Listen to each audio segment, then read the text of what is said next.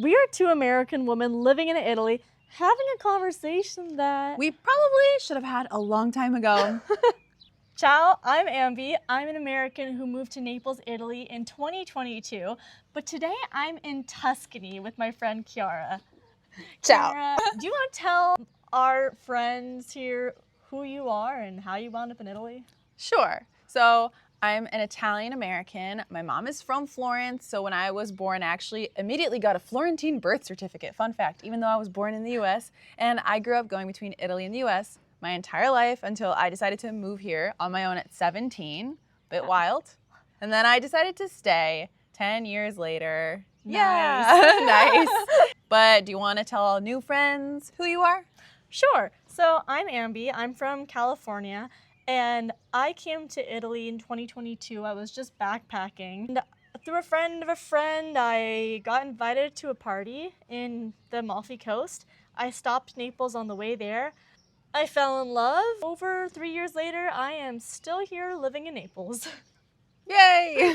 Chiara, you're Italian American. Mm-hmm. Do you feel like that made your move to Italy easier or more complicated?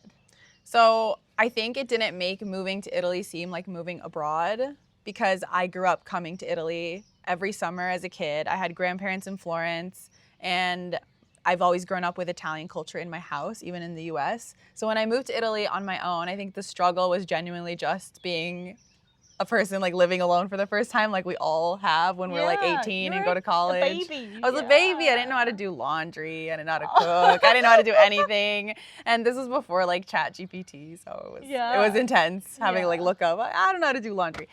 No, I would say that I didn't have to integrate into Italy because I was already Italian, but I did have to learn to like navigate things that I didn't think of, like Italian bureaucracy, at a younger age, I think, than most Italians. So I was definitely on the struggle bus in terms of navigating adult life.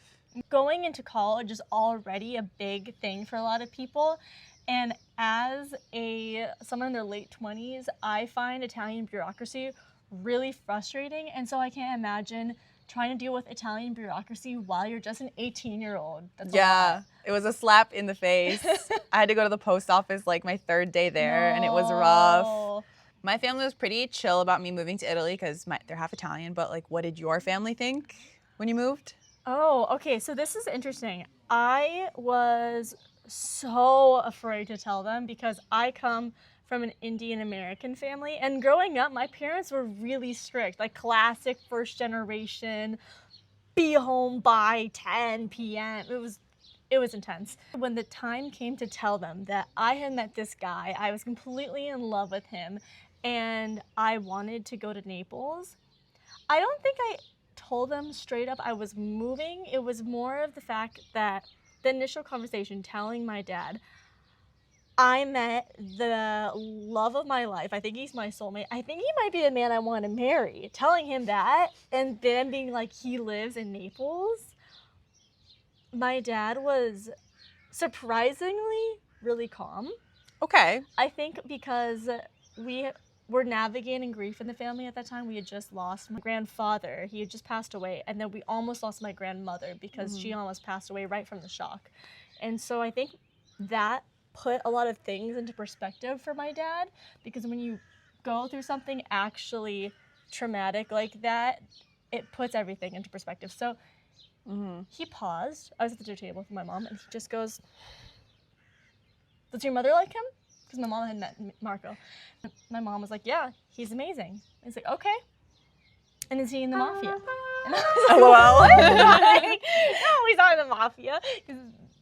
Typical Naples. Yeah, stereotype. question. Yeah. And then he goes, "Are you sure?" I'm like, "Yeah, I'm sure he's not in the mafia.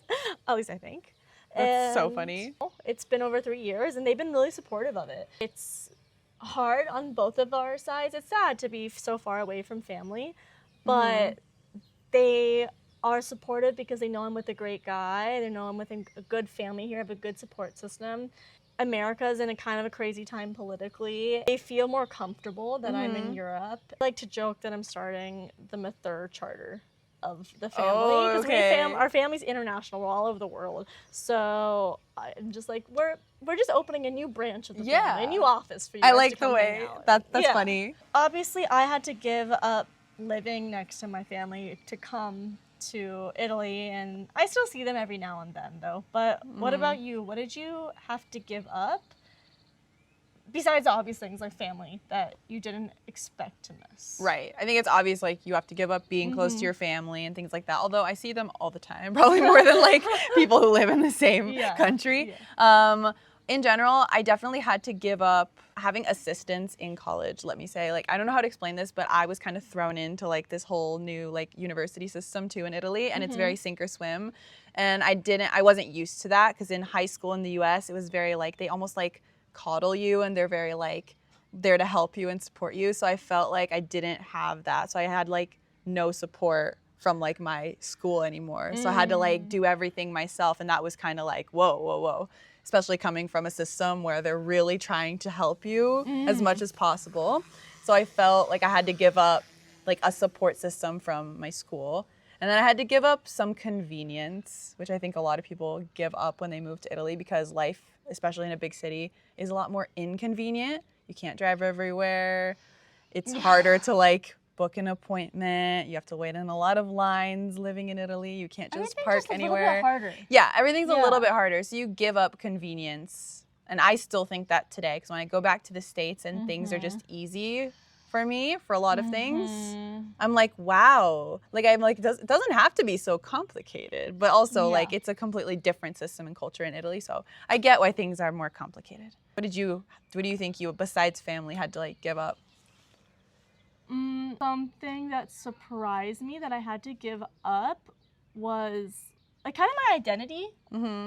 Like maybe that goes without saying, but I didn't really think about it. I thought I would just keep doing the same things I was doing back home. Like I was modeling and acting back home, and I just thought naturally I would do that in Italy, and I am social and I have lots of friends back home, so I just assumed I would have lots of friends in Italy. But that was kind of a slap in the face when I moved to Naples, that suddenly I didn't have a big friend group, and I wasn't this confident person anymore. I had to relearn the language. I had to refine my confidence. I had to start a new career. I had to create a new friend group. And also finding friends in, I don't know what it's like in Rome, but in Naples, it was hard to find true friends because the social circles are so established from young age, sometimes generationally, because in Naples, many people's families have been living there for so long. Their grandparents are friends, their parents are friends, they grew up together.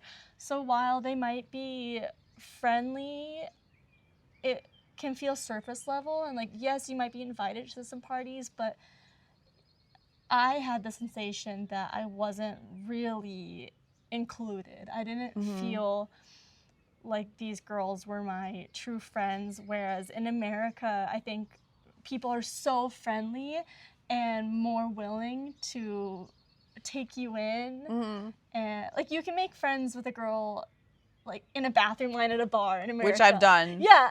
I made friends with girls at Pilates in America that then I've like seen around town, like actually like could become like besties from nothing. I literally have one of my best friends in America was my client at the farmer's market.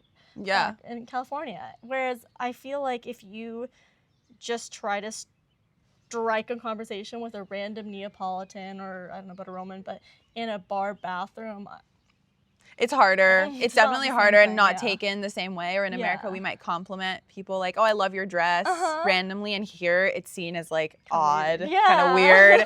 So I don't typically do that while I'm in Italy. And I agree. Most of my friends, actually all my friends in Rome are expats. I don't have any Roman friends. My closest friends are, I have Neapolitan friends, but like my closest friends are expats because there's a mutual need.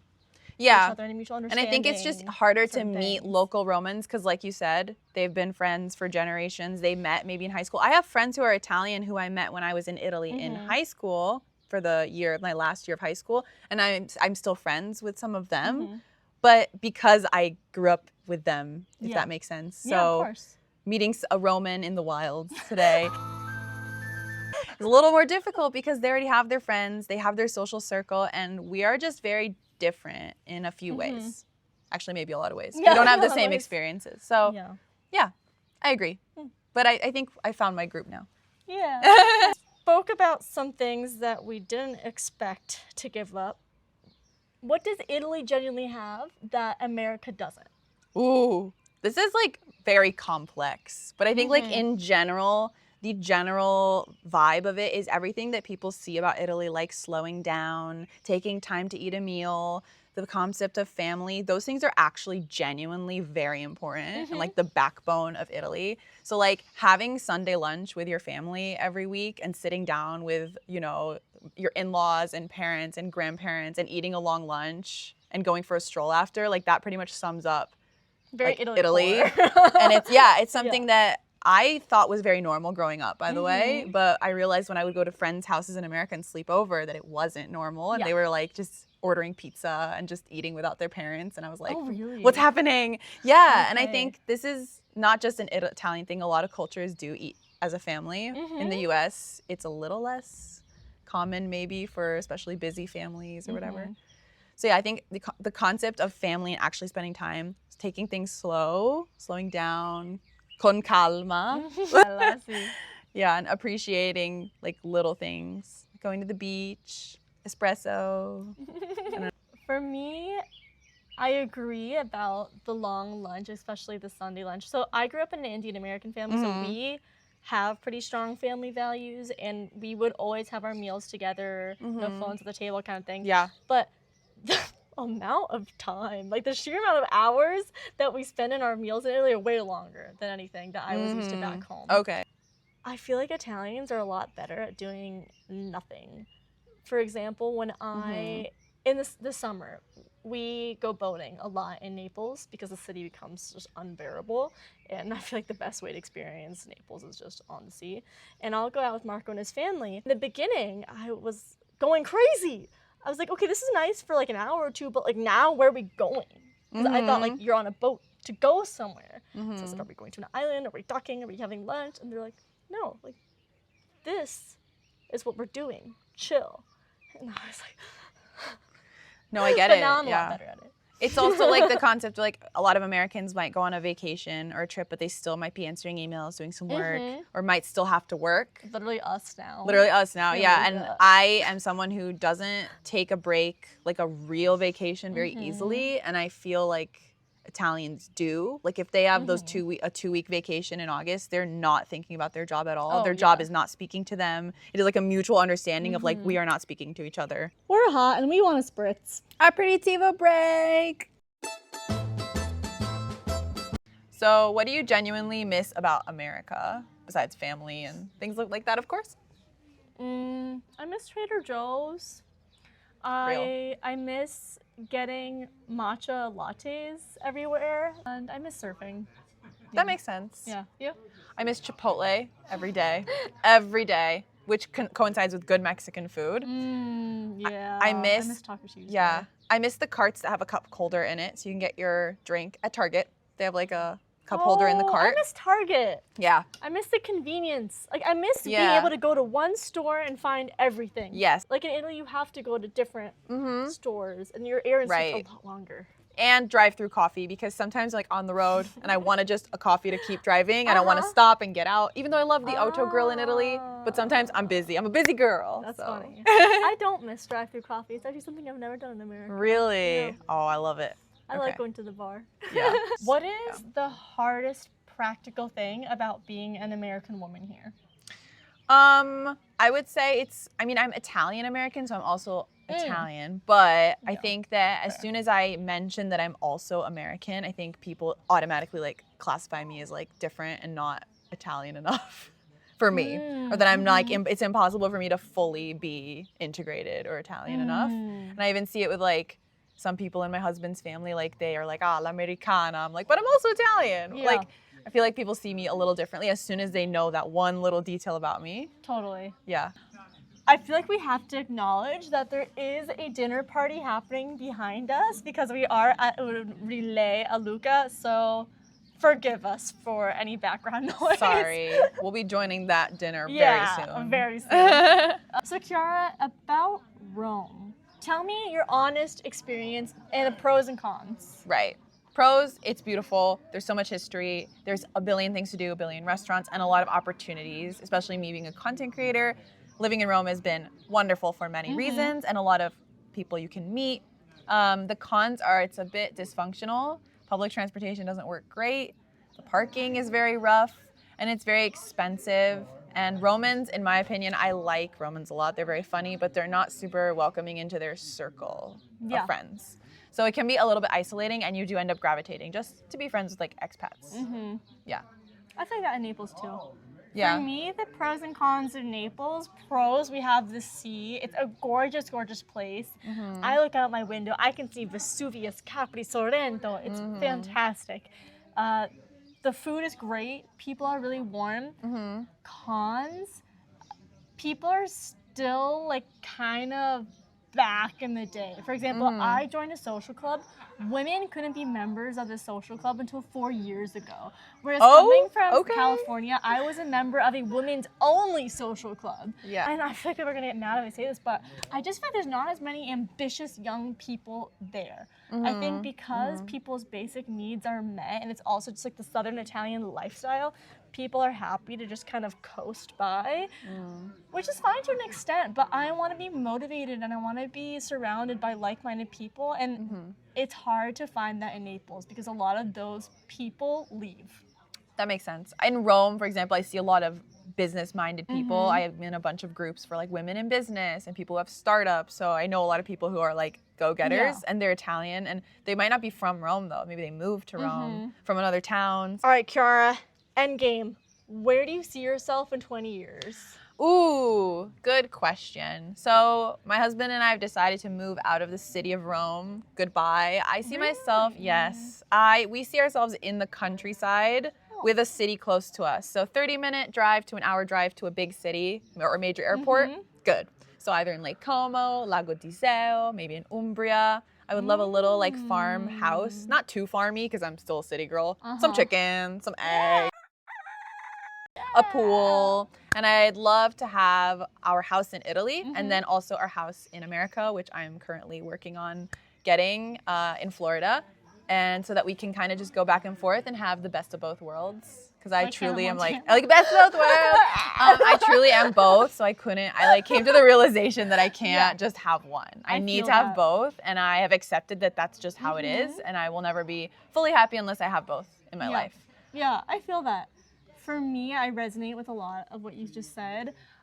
I want to have a villa in Naples, like a seafront villa, and then we just bought our home in the countryside that we're renovating, and I want to also have that. Also the chickens. I actually have a vision board with like a photo of chickens on it. Me too. Me too.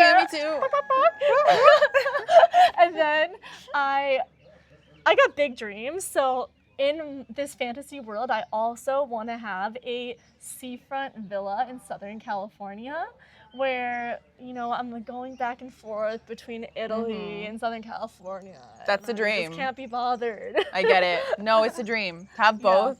Yup, I get it. If you guys have any other questions for us, leave them in the comments below. I read all the comments. And if you enjoyed this video, subscribe. I'm Ambi and I make honest videos about living in Italy every single week. And Chiara, where can we find you? So I'm Chiara, or Chiara in Italy. I know, very original. And you can find me at Chiara in Italy on Instagram. I do YouTube a little bit, dabbling, and TikTok. I also have a page in Italian, Chiara Americana. Because I'm both. Thank you for coming on. And also, let me know if you like this new format. This is my first interview format. So if you want to see more of these, let me know. Great job, Ambi. I had a great time being interviewed. Yeah! It's time to eat. Ciao. Ciao.